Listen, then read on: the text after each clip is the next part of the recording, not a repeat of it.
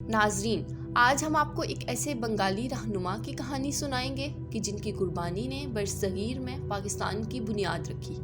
جی ہاں، میں ذکر کر رہی ہوں مرزا محمد سراج الدولہ کا۔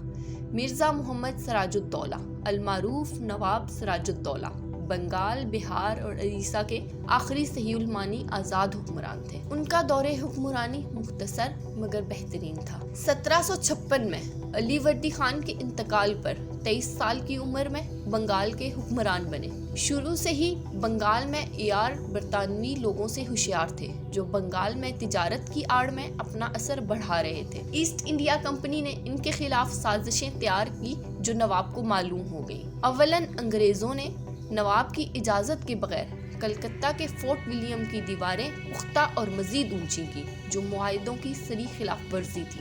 دوم، انگریزوں نے بنگال کے کچھ ایسے افسران کو پناہ دی جو ریاست کے خزانوں میں خود برد کے مجرم تھے۔ سوم، انگریز خود بنگال کی کسٹم ڈیوٹی میں چوری کے مرتکب تھے۔ ان وجوہات کی بنا پر نواب اور انگریزوں میں مخالفت کی شدید فضا پیدا ہو گئی۔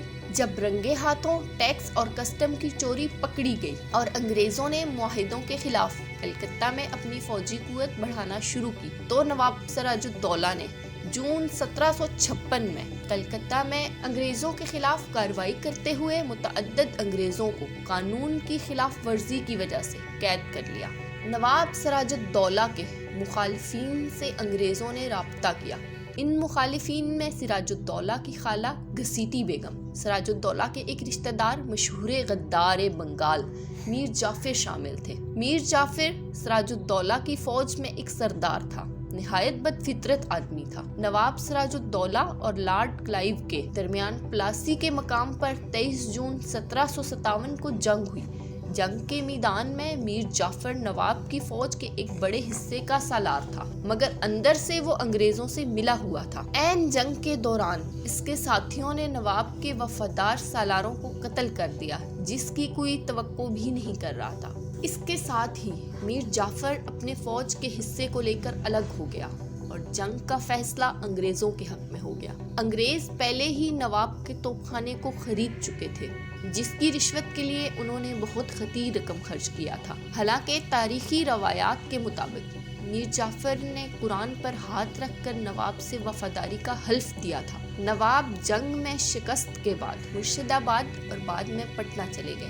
انہوں نے اپنی بیوی لطف النساء بیگم اور بیٹی کے ہمراہ بھیس بدل کر ایک خانقاہ میر بانا شاہ میں روپوش تھے جہاں میر جعفر کے سپاہیوں نے انہیں گرفتار کر لیا۔ میر جعفر کے بیٹے میر میران کے حکم پر محمد علی بیگ نے نواب کو شہید کر دیا۔ بعض روایات کے مطابق نواب کو نماز کے دوران حالت سجدہ میں نواب سراج الدولہ کا سر قلم کر کے سزائے موت دی گئی۔ نواب کا مزار مرشد آباد کے ایک باغ خوش باغ میں واقع ہے جس مقام پر نواب سراج الدولہ کو شہید کیا گیا۔ یہ میر جعفر کی رہائش گاہ تھی جسے بعد میں عوام نے نمک حرام ڈیوڑی کا نام دیا۔ غداروں نے نواب کی میت کو ہاتھی پر رکھ کر مرشد آباد کی گلیوں میں گھمایا تاکہ عوام کو یقین ہو جائے کہ نواب قتل ہو چکا ہے۔ نواب سراج الدولہ کے بعد ٹیپو سلطان کی شہادت اور پھر 1757 کی جنگ آزادی کے بعد برصغیر کے مسلمانوں کو یقین ہو گیا کہ جب تک مسلمان اپنا الگ ملک نہیں بنائیں گے تب تک ان کے ساتھ ظلم و زیادتیاں ہوتی رہیں گی۔